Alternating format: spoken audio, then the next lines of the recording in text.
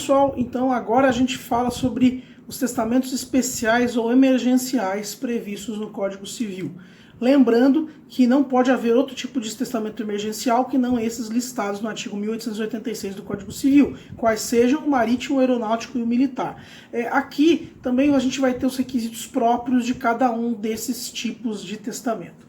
Então, começando aí, o CPC traz um procedimento judicial para confirmação dos testamentos especiais no artigo 737. Como é que vai ser feito? Ele tem o mesmo tipo de confirmação de testamento que é previsto para o testamento particular. Tanto que o parágrafo 3º do artigo 737 diz que o disposto nesse artigo se aplica ao codicilo, outro assunto da próxima aula, e aos testamentos marítimo, aeronáutico, militar e num culpativo. Professor, num culpativo, mas não tem num culpativo ali no artigo 1886. A gente chega lá, pessoal. Bem, então primeiro o testamento marítimo e aeronáutico. O tratamento do testamento marítimo e do aeronáutico é unitário no Código Civil. Então quando a gente fala de como é que é feito o marítimo e o aeronáutico, os dispositivos, no geral, tratam de ambos de forma indistinta. Como o próprio nome diz, o marítimo é aquele feito num navio e o aeronáutico é feito dentro de um avião. Então, ótimo, ok. O testamento aeronáutico, como não podia deixar de ser, é uma inovação do Código Civil de 2002, porque no Código Civil de 16 nem avião tinha, as pessoas nem imaginavam que poderia ter a possibilidade de alguém fazer um testamento aeronáutico. O Código Civil italiano traz a possibilidade do testamento aeronáutico, então foi daí que se teve essa ideia do Código Civil de 2002 de haver também o testamento aeronáutico.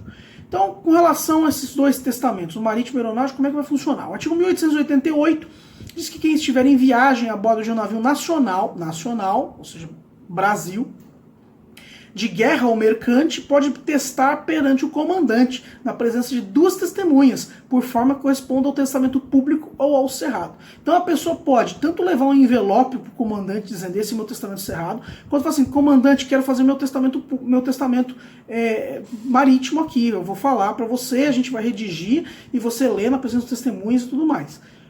Pô, nunca vi isso acontecendo, professor. Nem eu, mas está previsto no 1888. Então, essa viagem pode ser marítima, pode ser lacustre, pode ser fluvial, a doutrina lembra que pode ser feito inclusive no rio.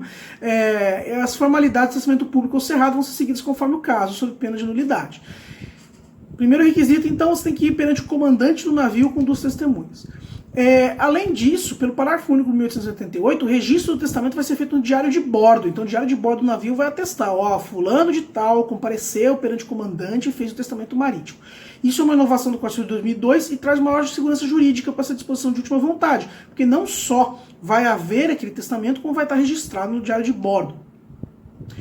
Pelo artigo 1892, não vai valer o testamento marítimo, ainda que feito no curso de uma viagem, se no tempo que isso foi feito, o navio estava num porto onde o testador pudesse desembarcar e testar na forma ordinária. Ou seja, digamos que eu peguei um cruzeiro, daí eu quero fazer o testamento marítimo. Só que naquele momento que eu fiz o testamento, o meu navio estava aportado em Salvador. Pô, eu poderia ter descido do navio e feito o testamento em Salvador, no tabelionato de notas local? Sim, então não vai valer. Agora, a questão é a seguinte, plano da validade ou plano da eficácia? O testamento ele vai ser nulo ou ele simplesmente não vai produzir efeitos? É um debate que a gente não tem resposta. Esse testamento ele só é possível se o navio então se encontrar em navegação. Ele está em águas internacionais e eu tenho que fazer o testamento. Ou então, ainda em águas nacionais, eu não consigo ir num tabelionato, estou no meio do oceano. Se possível, tem desembarque, então eu tenho que fazer o testamento comum. Eu não vou poder tirar uma com a cara de todo mundo e fazer o testamento perante o comandante. E essa embarcação também tem que ser nacional. Por quê? Por causa do princípio do locus regit actum, ou seja, o local rege o ato. Eu não posso fazer esse testamento marítimo perante uma embarcação da Itália, por exemplo, porque daí eu estaria seguindo as leis da Itália. O Zeno Veloso traz uma seguinte pergunta, mas e o clandestino e o náufrago? Eles podem fazer testamento marítimo? Assim, de novo, já é improvável alguém saber que dá para fazer o testamento marítimo. Agora, o sujeito é clandestino no navio, ou então o náufrago foi pego no meio do caminho. Ele pode fazer testamento marítimo? De acordo com o Zeno Veloso, essas pessoas são passageiras e, portanto, elas devem ser tratadas como tal no que se refere à elaboração, à lavratura de um testamento. E com relação ao aeronáutico, o artigo 1889 vai dizer que quem estiver em viagem a bordo de aeronave militar ou comercial pode testar perante pessoa designada pelo comandante, observado o disposto no artigo antecedente. Mas, professor, no testamento marítimo, o comandante do navio é quem toma notas. Por que no testamento aeronáutico não é o comandante? Porque o comandante está pilotando o avião, é basicamente por isso, né? E vai ser lavrado perante o comandante, também ou pessoa designada, com 2 testemunhas. Também vai ter registro no diário de bordo do avião. E o entendimento doutrinário, que embora não esteja falando isso no 1889, a aeronave também tem que ser brasileira. Se a aeronave for de outro país, não dá para fazer isso. O artigo 1890 vai trazer um requisito tanto para o testamento marítimo quanto para o aeronáutico. O marítimo, ele vai ficar sob a guarda do comandante, que vai entregar às autoridades administrativas do primeiro porto ou aeroporto nacional, e com um recibo averbado no diário de bordo. Então, assim, no momento que ele aportou ou desceu com o avião, ele vai entregar para a autoridade administrativa, ó, tá aqui o testamento do fulano de tal, e vai atestar ali no diário de bordo. Entreguei o testamento para as autoridades administrativas. O conceito de autoridade administrativa é amplo. Vai ser o quê? O juiz? Vai ser o alfândega? Vai ser a polícia? Não está claro. E o comandante vira meio que um testamenteiro legal ad hoc. Por quê? Ele está guardando o testamento. Ele tem a guarda do testamento, ele tem a obrigação de fazer com que esse testamento chegue ao conhecimento das autoridades para que ele produza efeitos.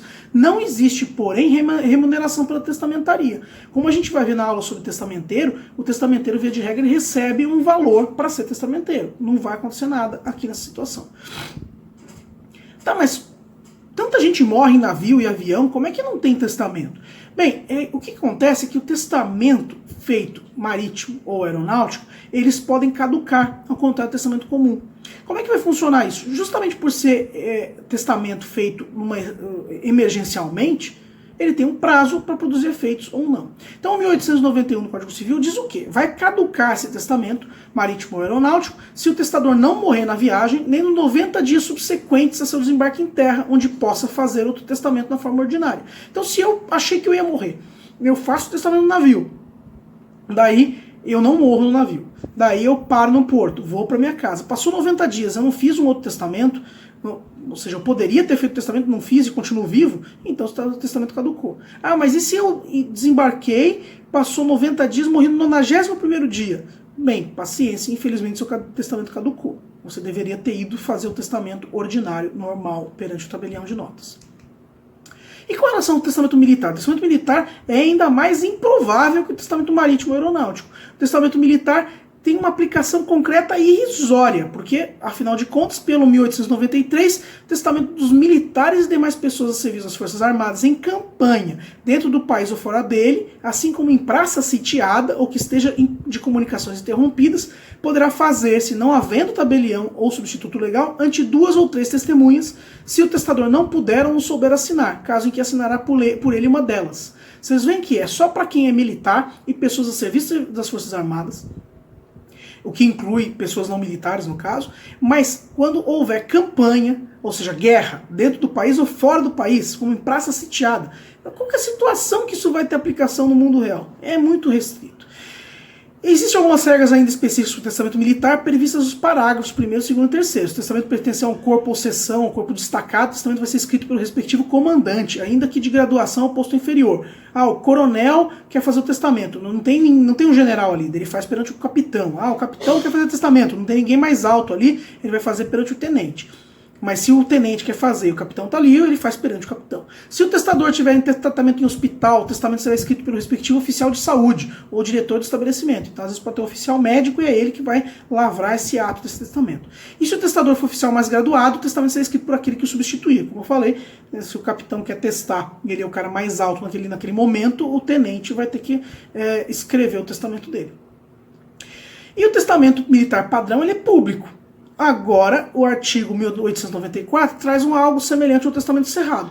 Então, no artigo 1894, se diz que se o testador souber escrever, ele pode fazer o testamento de seu punho, contanto que o date e assine por extenso, e apresente aberto ou cerrado na presença de 2 testemunhas ao auditor ou oficial de patente que faça as vezes nesse mistério. De qualquer forma, qual vai ser o requisito? Né? Esse auditor, esse oficial, vai notará em qualquer parte, lugar, dia, mês e ano em que foi apresentado esse testamento, e essa nota vai ser assinada por ele por 2 testemunhas. Ah, foi feito um testamento cerrado. Beleza. O testamento militar também vai caducar, assim como o marítimo e o aeronáutico, ou seja, os testamentos especiais todos têm essa questão de caducar. O 1895 diz que o testamento militar vai caducar desde que, depois dele, o testador esteja 90 dias seguidos em um lugar que possa testar na forma ordinária. salvo se apresentar as solenidades prescritas do parágrafo único do artigo antecedente, que a gente falou agora, né?